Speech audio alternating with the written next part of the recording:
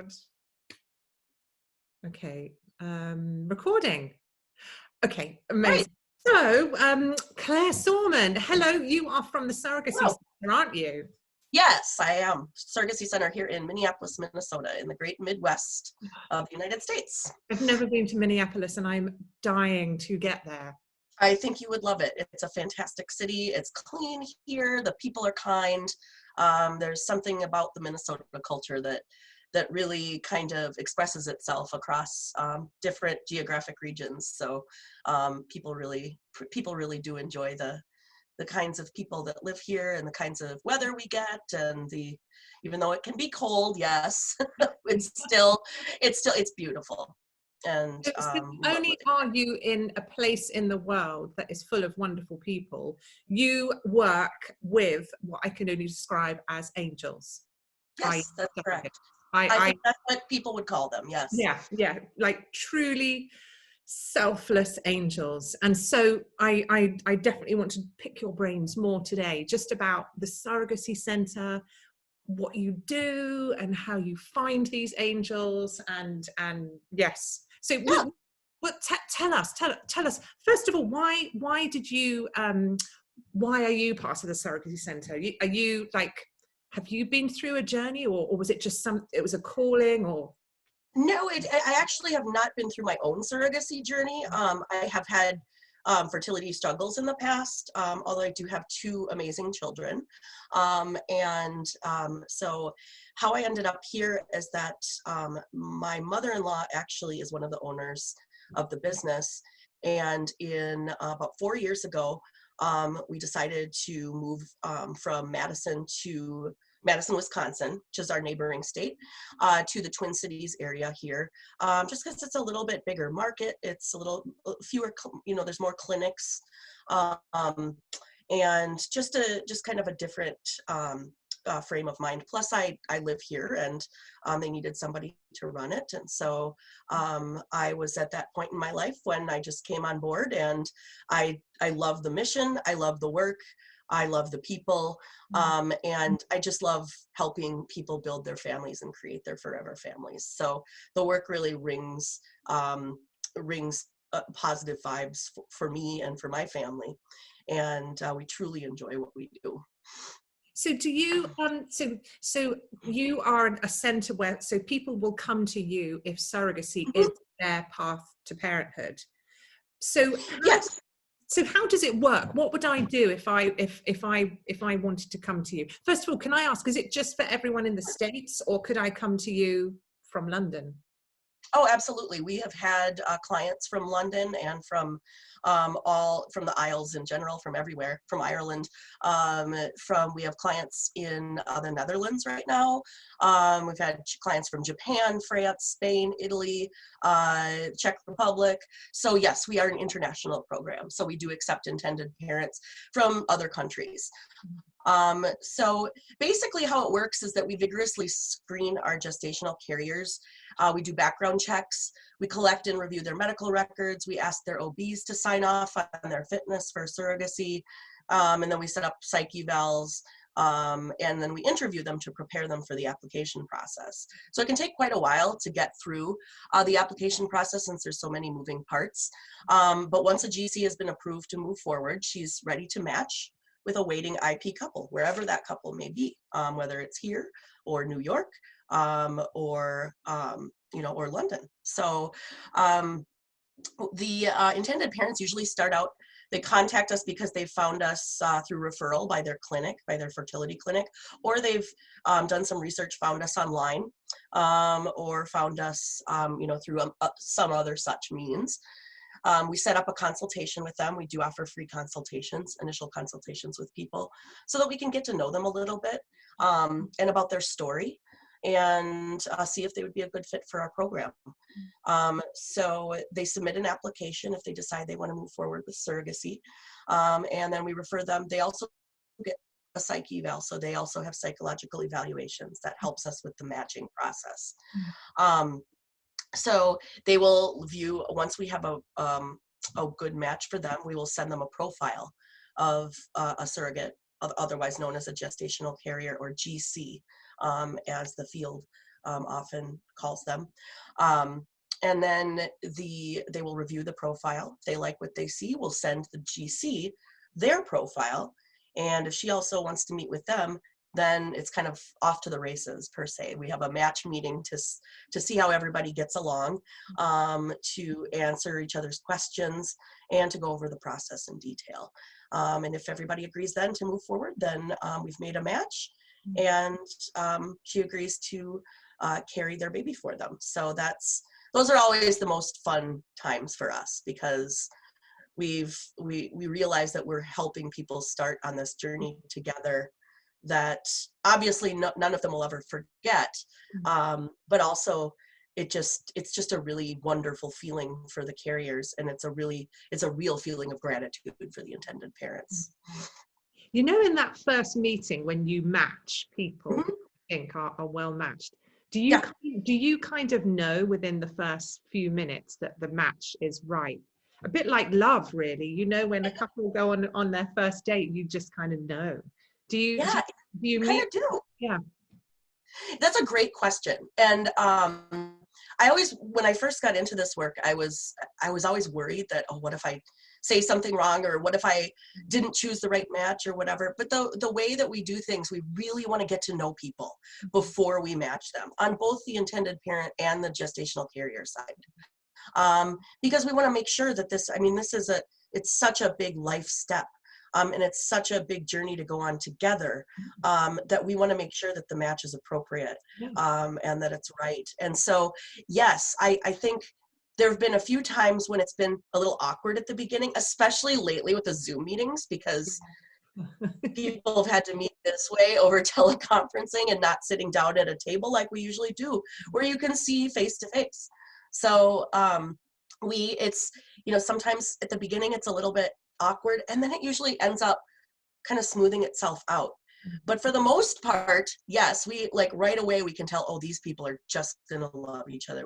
They've read each other's profiles already. They're so excited to meet that sometimes they're just like a ball of energy, So especially the carriers, they're so nervous because they want this so badly. They want to help their intended parents become true parents. Yeah. So they're so nervous, but then by the end, everything has really smoothed out. So, but yes, that's a great question, because you never know with people. Sometimes it's just, you get different emotions and under different circumstances. So, and do you give both the intended parents and the surrogates questions in case they get stuck, important questions to sort of ask each other?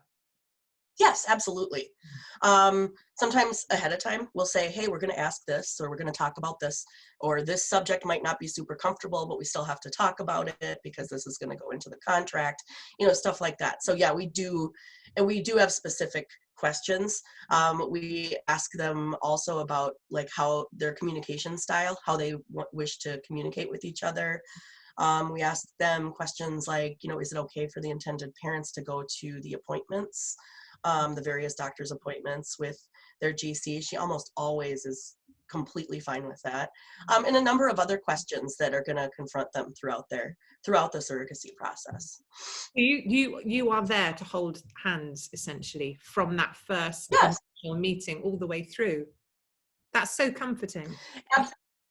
Absolutely. And what we're really there for is to keep the trains on the tracks, make sure all the I's are dotted and the T's are crossed, and that everybody is on the same page. That's a very important part of the process, because it's very daunting and there's a lot of information.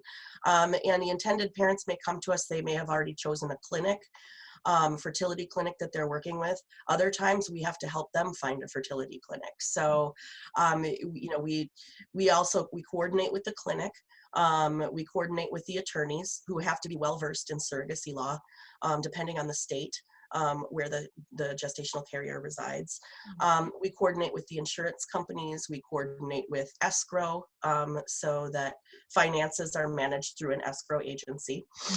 So it's a lot of different moving parts, and to be able to weave those together effectively is integral to the surrogacy journey, because it makes it so much easier on the intended parents and on the carriers, because we effectively are there to handhold and bring them through the process and cheer them along.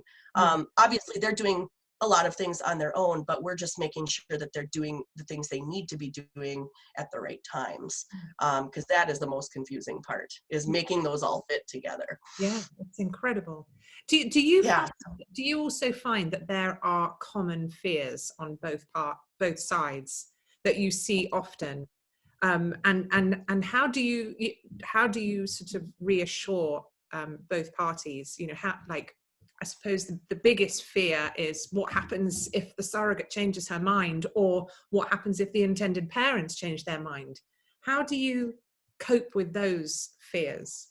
Yeah, I think those fears are always going to be there just because of the nature of the process, right? So the carrier might come in and say, what if the intended parents don't like me? What if they want, to not move ahead? I can say without a shadow of a doubt that almost never happens. By the time we get the contract set up and everybody has met each other and has had a little bit of a chance to bond with each other, ask each other the requisite questions, they're ready to go, and they just are excited to move ahead. As far as the intended parents worrying about the carrier changing her mind, that also almost never happens. I mean, very infrequently, a carrier will have a life event come up, where it's like either a death in the family or some, she has to put it aside to manage some aspect of her life. And that's just part of how life works, Yeah. right? So sometimes that happens, in which case the intended parents get rematched. We rematch them, and we do not charge them another match fee. And they move kind of to the top of the priority list for looking for somebody to rematch with them. But again, that's so rare. For the most part, what GCs fear, this is kind of funny. A lot of the GCs will ask us, what if the intended parents just change their mind and leave me with a baby? And then the intended parents will say, what if the GC changes their mind and wants to keep our baby? So they both have those, and they sometimes ask them right at the beginning when we're interviewing them. And we always tell everybody, first of all, in being almost 20 years of business here at the Surrogacy Center, that's never happened. And second of all, it's the legal contracts take care of all of that. So it's basically set up so that the parents are the parents legally upon the birth of the child. And the carrier, she has gone into this with a lot of thought. She has researched it. It's a gestational carrier process, meaning she's not using her own gametes or her own genetic matter in the process. She's being implanted with an embryo that was created with the intended parents or donor gametes. So she's, she doesn't have a physical or biological tie. And that makes a big difference when you're talking about surrogacy, because there's the traditional surrogacy, which everybody thinks about from 20 years ago, where the surrogate or the carrier is using her own eggs. And then there's this part, there's gestational surrogacy, where she's really just carrying the embryo created in a lab. So that's the difference. And we have never had, a surrogate say, oh, I just, I can't do this. I can't give this baby up. Part of the reason that is because we've screened them at the beginning. They all have children. They've finished having their families. They don't want more kids. And they just really, really want to help somebody. And this is the best way that they know how. So that's, there's, and other fears are just natural. Like, what happens if there's a miscarriage, or what happens if this medical thing happens? And we're there to address any of those bumps in the road. And we work very closely with the clinics to help the clients go through that as well. At the beginning, I described the surrogates as angels. Well, you and your team are like the fairy godmothers. You really are. Thank you. I like that. That's a great metaphor. It's true, because those fears that we just spoke about can be sort of put to rest, because you and your team have done such incredible due diligence to make sure that your surrogates are trusted people that that you can then match with people. And I think what you're doing is just so incredible. Thank you. And Thank you. I really appreciate that. I love the work. So, and all of our staff, we have a nurse on staff who worked in a fertility clinic for many years, who can look at medical records. We have a social worker who has been a social worker for many years as well, and she has a different thing she can bring to the table. And then we have someone who served as a gestational carrier for us on our staff now, and so she can really help our GCs through that process from a personal level. So we have a fantastic staff, and really just wonderful clients. I mean, these people have been through so much, and we just want to help guide them through the process in the most effective and comfortable way possible. Amazing. And I just want to say, so you are one of the sponsors at the American Fertility Expo on May the 22nd. Yes. So if anybody that watches this interview in the meantime wants to reach out to you, can they find you at the expo online? Can they? Yes. Yes, we will be at the expo all day online. We'll also be giving a presentation. Basically, it's called Working with Surrogacy Agency 101. So it's the basics, half-hour presentation that I'm giving with my client coordinator, Julie, who is the nurse. And it'll be from, I believe, 12:20 p.m. Central Time. That's Central Time is Chicago time, as a lot of people know it across the globe. So it'll be from 12:20 to 12:50. This is all advertised on their website, and it'll be a live Zoom presentation, and we will take questions. And we'll just also be on deck for anybody who wants to meet with us virtually throughout the day. And if they have any more questions, they can go to the surrogacycenter.com. So just SURROGACY center.com. Center with an ER, because of course you spell center differently. Yes. You spell it. Yes. Yes, exactly. That's, yeah, I just thought of that when I completed that. Brilliant that you spelled that out. That'd be brilliant you spelled that out. Thanks for reminding me. It has been so lovely talking to you, Claire. And what we'll do is we'll put the correct spelling, not R. Yeah. No. Just underneath the video, so that people can then click through and have a look at your website and see all the amazing work that you and your angels and fairy godmothers are doing for people. Thank you so much. That's wonderful. I appreciate that, Sarah. Thank you so much. It was great talking to you, and we look forward to hearing from anybody who watches this. We're happy to talk to anybody. We're here night and day, and we just want to help people create their families, build their families, and become the parents they've always dreamed of being. Thank you, Claire. Thanks, Sarah. I appreciate it.